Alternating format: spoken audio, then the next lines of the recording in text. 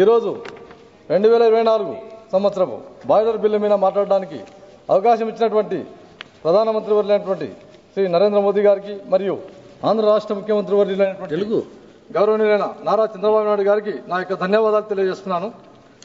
ఈరోజు 2024కు సంబంధించి ఈ బాయిలర్ బిల్లులో ముఖ్యంగా ఈ బిల్లు యొక్క లక్ష్యం ఏమంటే మా ప్రజల యొక్క భద్రతను మరియు విలువైన వనరులను బాయిలర్ పేలుల కారణంగా సంభవించే విపత్తుల నుంచి రక్షించడం కోసం నిర్దేశించడమైనది। ఈ బిల్లులో ప్రధాన అంశాల్లో మొదటిగా వ్యాపారం యొక్క నిర్వహణ సౌలభ్యం కోసం ఈజ్ ఆఫ్ డూయింగ్ బిజినెస్ ను పెంచే అవకాశం ఉంది అధ్యక్ష। చట్టపరమైన వ్యవస్థను పునర్వ్యవస్థీకరించడం ద్వారా 7 నేరాలలో 3 నేరాలను డీక్రిమినలైజ్ చేయడం వల్ల ముఖ్యంగా సూక్ష్మ మరియు చిన్న మధ్య తరహా సంస్థలకు ఎంఎస్ఎంఈలకు నిర్వహణ భారాన్ని తగ్గిస్తుంది అధ్యక్ష। ఇకపోతే రెండో అంశం అధ్యక్ష, కోర్టు విధించేటువంటి జరిమానాల స్థానంలో కార్యనిర్వహణ జరిమానాలను ప్రవేశపెట్టడం ద్వారా నియంత్రణ ప్రక్రియ వేగంగా జరిగి సమర్థవంతంగా ముందుకు సాగుతుంది అధ్యక్ష। ఈ బిల్లులో ఈ సంస్కరణల ద్వారా ప్రధానమంత్రి నరేంద్ర మోదీ గారి యొక్క నాయకత్వంలో ప్రభుత్వం వ్యాపార నిర్వహణ భారాన్ని సౌలభ్యతాన్ని మరింత పెంచుతుందని చెప్పేసి కోరుకుంటున్నాను అధ్యక్ష।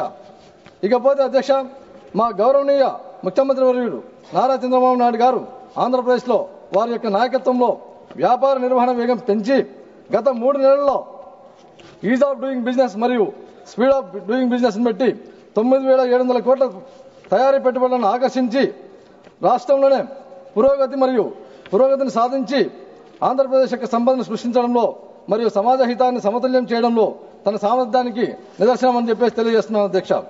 ఈ బిల్లులో ముఖ్యంగా అధ్యక్ష అనువైన సమయంలో తీసుకొచ్చారు అధ్యక్ష। ఇది ముఖ్యంగా పెరుగుతున్న బాయిలర్ ప్రమాదాల దృష్ట్యా గత దశాబ్దంలో ప్రపంచవ్యాప్తంగా 23,000 బాయిలర్ ప్రమాదాలు సంభవించగా ప్రపంచవ్యాప్తంగా మరణించిన వారిలో 34% మన భారతీయులే ఉన్నారు అధ్యక్ష। ఈ బిల్లు అన్ని స్టేక్ హోల్డర్ల మధ్య సమన్వయాన్ని పెంపొందించి బాయిలర్ ప్రమాదాలను తగ్గించి సురక్షిత పారిశ్రామిక వాతావరణాన్ని అందిస్తుందని చెప్పేసి తెలియజేస్తున్నాను అధ్యక్ష। ఇకపోతే ముఖ్యమైన అంశం అధ్యక్ష, ఈ బిల్లులో ఈ బాయిలర్ బిల్లు నియంత్రణ వ్యవస్థను చాలా సరళీకృతం చేస్తుందని చెప్పేసి తెలియజేస్తున్నాను అధ్యక్ష। కేంద్ర బాయిలర్ బోర్డు వచ్చేసి ముఖ్యంగా అధికారం మరియు బాధ్యతలను స్పష్టంగా పేర్కొంటుంది అధ్యక్ష। ఈ బాయిలర్ బోర్డు అనేది బాయిలర్ యొక్క రూపకల్పన తయారీ మరియు నియంత్రణ వ్యవస్థల కోసం ఈ బోర్డుకు అధికారం ఇవ్వడం ద్వారా సమర్థవంతమైన నియంత్రణ సాధ్యమవుతుంది అధ్యక్ష। ఈ బోర్డు వచ్చేసి ఐఓటీ ఇంటర్నెట్ ఆఫ్ థింగ్స్ వంటి ఆధునిక సాంకేతికతను అనుసరించి బాయిలర్ యొక్క పరిస్థితులను రియల్ టైం మానిటరింగ్ చేస్తుందని చెప్పేసి తెలియజేస్తున్నాను అధ్యక్ష। ఇక చివరిగా అధ్యక్ష, ఆంధ్రప్రదేశ్ కూడా పరిపాలనలో సాంకేతికతను సమగ్రంగా అనుసంధానించడంలో ముందంజలో ఉంది అధ్యక్ష।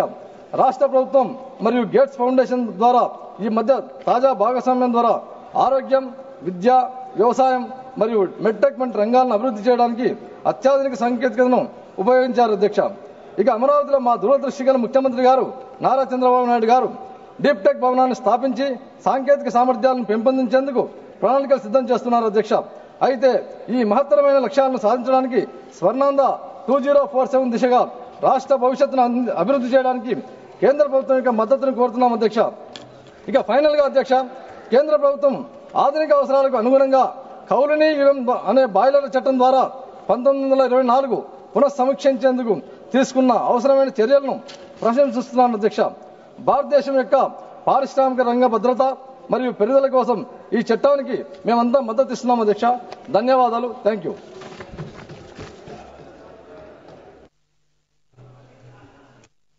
श्री कुमार कौशलेंद्र कुमार। सभापति महोदय, आपने मुझे